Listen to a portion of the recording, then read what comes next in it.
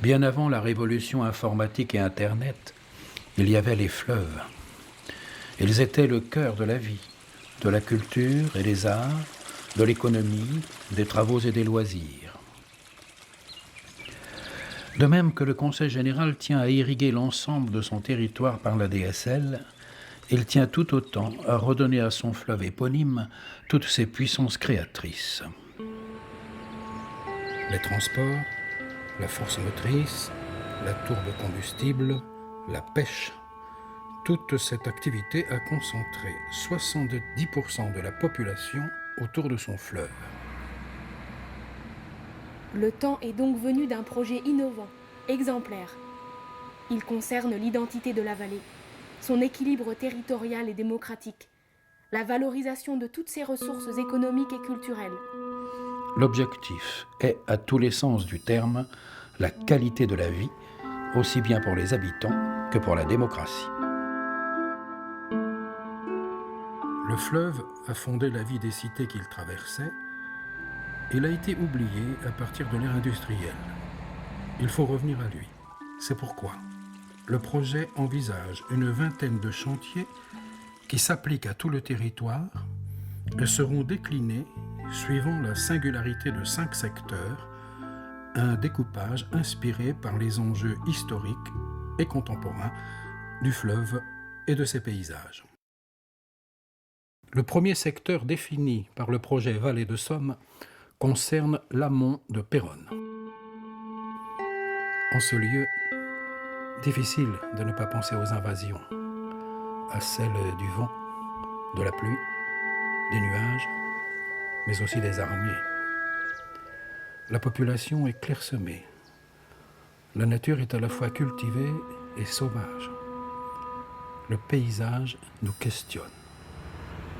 Est-ce le vide ou l'infini qui est absent dans un tel espace, ou bien qui impose sa présence par l'invisible?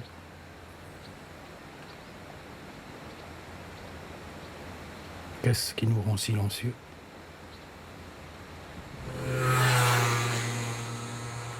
Alors je pense qu'il pourrait évoluer, le bout du Santerre, simplement si on y pensait un petit peu, pas que par l'intention, mais aussi par les gestes.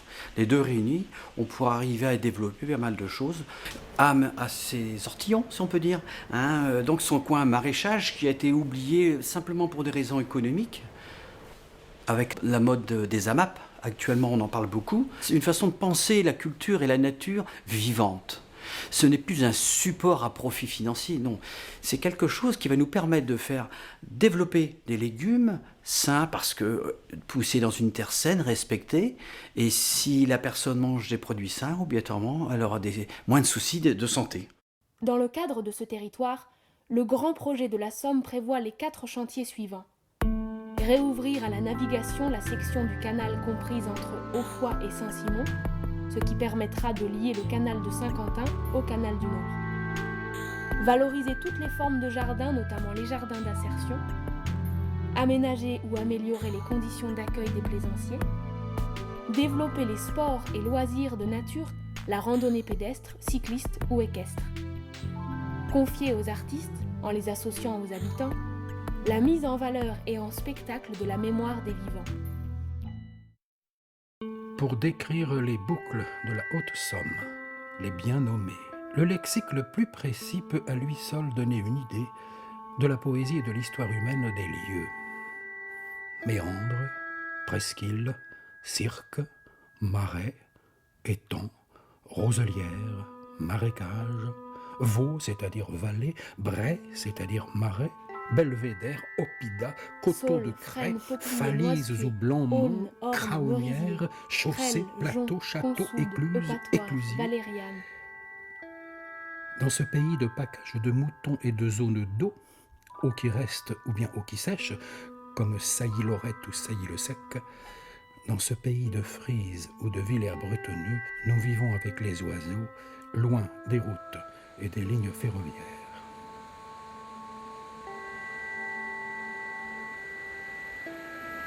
Je pense qu'il faut qu'il y ait une communion entre les touristes au niveau de l'hébergement, au niveau de la restauration Il y a des villages où la restauration a disparu et c'est dommage. Je passe surtout avec Lusier, des petits coins comme ça qui étaient charmants.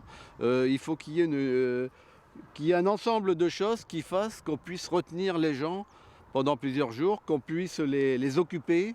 Très logiquement, dans un tel territoire, il est prévu de développer l'écotourisme et l'hébergement en pleine nature, de créer des maisons de la vallée pour offrir des services touristiques et développer l'animation autour du fleuve, de préserver les paysages, multiplier les supports d'information et d'interprétation du patrimoine sur des belvédères, de développer tous les loisirs de l'eau, y compris la baignade, de favoriser le partage des espaces naturels en aménageant des lieux de rencontre entre les pêcheurs, les chasseurs, les photographes, les peintres, les promeneurs. Amiens, vue du ciel, est un atelier d'orfèvre, dont les os sont les métaux précieux et les pierres rarissimes. Un des chantiers importants pour préserver et valoriser la vallée sera celui de la reconquête de la qualité de l'eau et des milieux aquatiques. Si l'eau, en effet, s'offre aux jardins, les ortillonnages, aux barques des visiteurs et aux bateaux des plaisanciers, elle est néanmoins fragile, comme la vie, exposée aux rejets, aux déchets, au ruissellement qui contribuent à son envasement. 1 tonne de déchets est repêchée chaque jour dans la Somme. Beaucoup a été fait, intelligemment.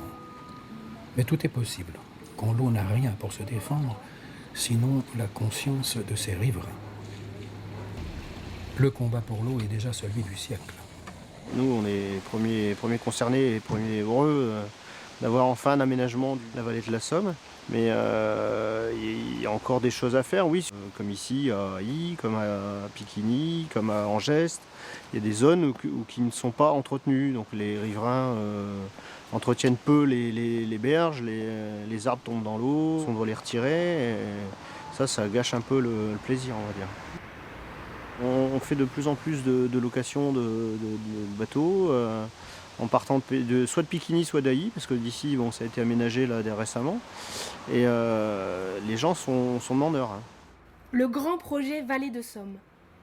Grâce à une collaboration et une mobilisation des collectivités riveraines, il permettra aux habitants de se réapproprier leur fleuve pour des projets d'aménagement d'espaces publics et d'urbanisme adapté. Il permettra également de soigner l'aménagement et l'entretien des barrages, des sites écluses, des chemins de halage comme à la mode Brebière, pour faire en sorte que le canal puisse accueillir davantage de plaisanciers et qu'il soit aussi un lieu de détente, de découverte, de partage pour toutes et pour tous. Les efforts entrepris pour la qualité de l'eau et pour lutter contre les déchets seront poursuivis. L'entretien et la valorisation de ce patrimoine commun seront des supports privilégiés pour la formation et l'insertion professionnelle, c'est-à-dire un élément sérieux du retour à l'emploi pour celles et ceux qui en sont privés. On nomme vallée de la Basse Somme les 35 km qui séparent Amiens d'Abbeville. Dans ce secteur, le fleuve reçoit de nombreux affluents qui glissent entre les versants crayeux des plateaux. Les hommes vivent ici depuis 600 000 ans. Les oppidums gallo-romains, puis les forteresses médiévales, puis les châteaux, puis les routes, puis les chemins de fer, prouvent, s'il en était besoin, que ce territoire, dont le cœur est fluvial, fut depuis toujours un axe essentiel de l'économie régionale. La population y est dense, une vingtaine de bourgs et de villages se succèdent. Les crises industrielles, comme celle du textile dans les années 70, ont aussi lourdement blessé plusieurs générations. Les paysages peut-être les plus emblématiques sont ceux qui laissent voir les entailles creusées au long des siècles pour exploiter la tourbe. Ce sont aujourd'hui des chapelets d'étangs, des restes de villages anciens, de riches demeures, des bâtiments religieux.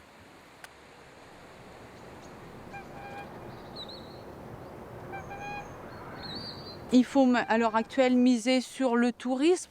Les gens y partent certainement moins longtemps, mais plus souvent.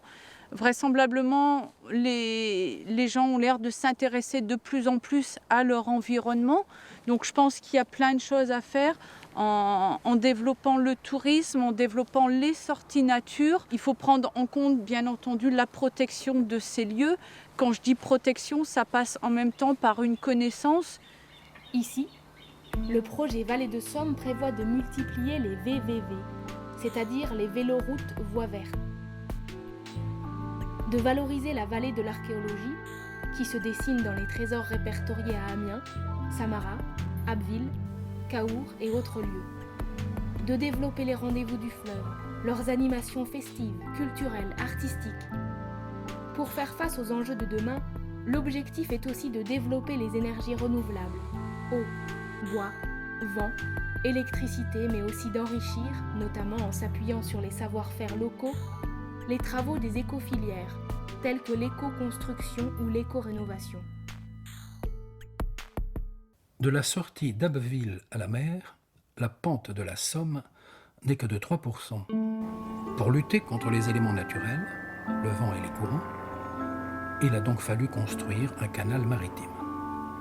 La poldérisation nécessaire a constitué un paysage d'eau, d'enclos, de haies bocagères, de digues, de fossés, de ponts tournants, de voies rectilignes offertes aujourd'hui aux cycles comme aux automobiles. Cependant, les créateurs du canal maritime, ceux de Napoléon, connaissaient mal les caprices d'un fleuve quand il rencontre la mer. Ils n'ont pas prévu les risques d'ensablement. Aujourd'hui, il faut gérer les conséquences de cette méconnaissance. Nous, on est quotidiennement dans la baie, on le voit, ça devient vraiment inquiétant. La salicante disparaît, donc automatiquement, on est obligé d'exploiter, de faire des platières pour pouvoir perpétuer le métier, quoi. On est obligé d'aller de plus en plus loin. Parce qu'avant, on travaillait là sur les gisements de coque tout près, là. Mais vous voyez ici, c'est plus que de l'herbe. Les gisements de coque reculent, et bien sûr, ça me nuise chaque année. Donc là, vraiment, la priorité, c'est le désensablement, l'éradication de toutes les herbes qui sont vraiment indésirables en baie de Somme, c'est-à-dire la spartine, le chien-dent, tout ça. Il faut vraiment faire quelque chose. Pour valoriser les ressources propres de ce territoire seront mis en valeur le maraîchage, l'élevage, la conchiliculture. Pour ce faire, on mobilisera le foncier, on développera les filières courtes producteurs-consommateurs que l'on encouragera notamment pour les cantines des collèges. Les acteurs économiques du territoire seront encouragés par les démarches de labellisation, comme celle des bistrots de pays. Préserver la biodiversité suppose aussi d'agir pour la nature dite ordinaire, présente sur les bords des chemins, des talus, des routes, des fleuves et des rivières. Les efforts entrepris seront renforcés quant à la préservation d'un patrimoine naturel de zones humides, de dunes et de roselières, dont la réputation est devenue mondiale.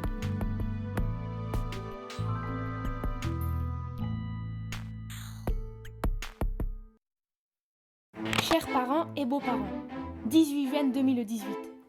Ce petit mot pour vous lancer un appel. Hakim et moi venons de passer des jours enchanteurs.